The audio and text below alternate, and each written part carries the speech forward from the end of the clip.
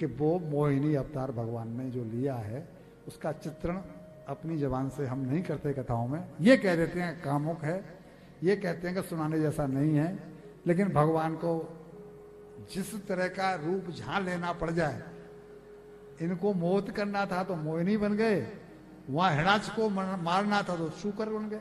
बड़ा अवतार भगवान ने लिया है ना। भगवान का कहना है मेरे भक्तों का भला। तो जब अवतार ले लिया तो अपने हाव भावों से दैत्यों को मोहित करने लगे।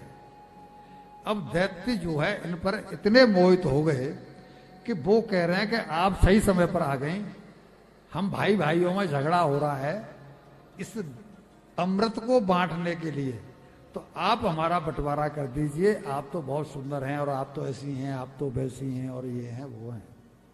लेकिन वो कह रहे हैं कि मैं तो उल्टा स्त्री हूं, पराई स्त्री का भरोसा नहीं करनी चाहिए, तुम मेरा भरोसा क्यों कर रहे हो। तो ये यही कह रहे हैं कि नहीं ये तो आप हमें बहला रही हैं, सच में तो आप कोई देवी हैं और हमारे इस बंटवारे को आप ही कर दें। भगवान भी तो यही चाहते थे। उन्होंने कहा बैठ जाओ लाइन में। एक तरफ दैत्य बैठ गए, एक तरफ देवता बैठ गए। और जब वो अमृत कलश को लेकर के देवताओं की ओर चले तो कह दिया कि मैं तुम्हारी तरफ ही आ रही हूं। जो ऊपर पतला पतला है ना वो इनको पिलाया हूं, जो गाढ़ा गाढ़ा रह जाएगा वो तो मैं पिलाऊंगा। दैत्यों से एक वचन और ले लिया था कि मैं कुल्टा स्त्री हूं, प्राय तुम मुझे जानते नहीं मैं कौन हूं, मैं कुल्टा हूं, तुम्हें मुझसे बंटवारा करवाना है, बोला हाँ तुम ही कर दो। तो बस ध्यान रखना कि जो मैं कर रही हूं उसमें बीच में बोलना मत। मैं अच्छा करूं या बुरा करूं, नहीं करो तो मैं बंटवारा कर दूं।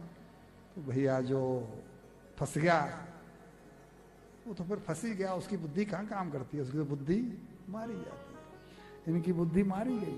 परिणाम क्या हुआ कि एक तो ये इसलिए नहीं बोला कि वचन से बंधे थे, और एक इनको लोभ दे दिया कि गाढ़ा गाढ़ा तो मैं पिलाऊंगी। तो ये गए, इन्होंने बांटना शुरू किया, देवताओं ने पीना शुरू किया। लेकिन राहु नाम का जो दैत्य था वो समझ गया चाल को कि यहां कोई चाल है, कोई चाल है। क्योंकि वो कलश झुकता है तो उससे मालूम पड़ जाता है कितना झुका है, नहीं मालूम पड़ जाता है, पड़ता है ना कि इसमें कितना झुक गया है, मतलब कितना माल पीछे रह गया है। तो समझ रहा है कि धीमे धीमे खत्म होने को है।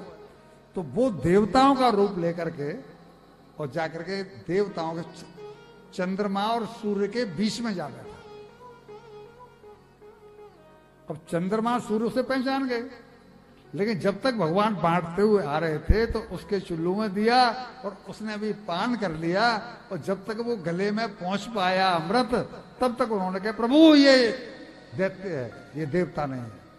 और जैसे ही भगवान को ये मालूम पड़ा कि दैत्य आके बैठ गया है, उन्होंने अपने चक्र सुदर्शन को आज्ञा दी, उसका सिर काटा, लेकिन गले में तो वो पहुंच ही गया था अमृत। तो उसका गला तो अमर हो गया। और भगवान ब्रह्मा जी ने उसको एक ग्रह का रूप दिया। एक ग्रह वो है कि नहीं है, राहु ग्रह के रूप में पूजा जाता है, नहीं पूजा जाता है। और तब से ही ये राहु दुश्मनी के कारण कि इन्होंने मेरी पोल खोली, ये चंद्र ग्रहण और सूर्य ग्रहण होते हैं, ये इनके ऊपर आक्रमण करता है। चंद्रमा के और सूर्य दोनों ही, उन्होंने तो पोल खोली थी, ये काम तभी से होने लगा है।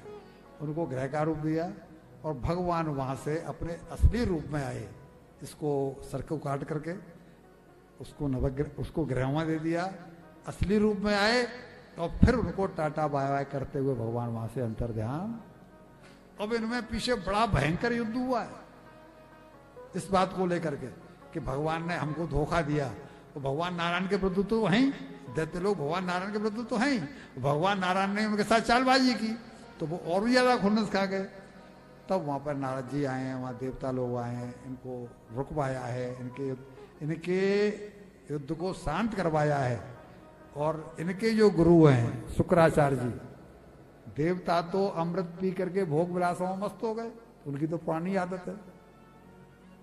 जैसे हमारे इस लोगों की आदत है, हम इस लोग क्या करते हैं भगवान को, तो ये तो भूल गए भगवान को, वो तो मस्त हो गए।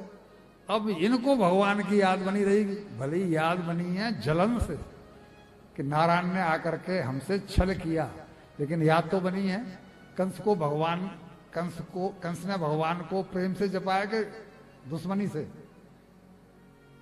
भगवान को चाहे रीझ के भजो चाहे खींच के भजो, वो तो उदाहरण है। यही हुआ।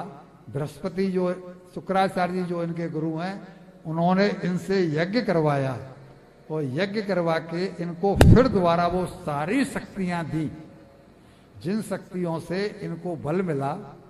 बल मिलने के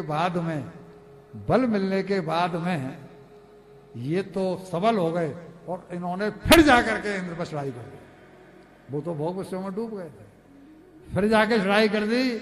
तो इनकी पिटाई की देवताओं की, मार तो नहीं पाए क्योंकि उन्होंने अमृत पी लिया था, लेकिन पिटाई की। फिर वहां ब्रह्मा जी पहुंचे हैं, इनका फिर करवाया है। क्योंकि देवताओं ने जो कर्म किया वो भगवान के चरणों का आश्रय लेके किया गया। महाभारत में एक श्लोक आता है, यतो हरिर्विजय श्रीर गुणा स्ततः, जहां भगवान है जय उस